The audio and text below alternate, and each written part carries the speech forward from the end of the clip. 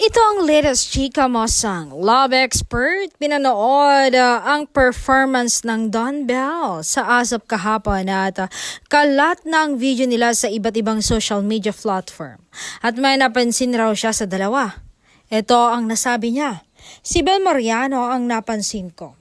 Yung saya ng aktres and napansin ko rin yung konting hiya niya kay Donnie. Sa tagal na nila na nagkasama 6 years, ibig sabihin buo, totoo ang pagmamahal niya kay Donnie hanggang ngayon. At si Donnie Pangilinan naman, ang napansin ko, to be honest hindi ko siya mabasa. Mahirap talaga siyang basahin.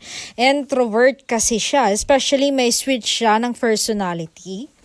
Pero nakita ko yung ningning ng mata niya at medyo naluluha and yung saya niya. Ibig sabihin noon na mahal niya talaga si Belle. And doon tayo sa bumase sa sinabi niyang hindi niya pinipeke ang nararamdaman niya kay aktres.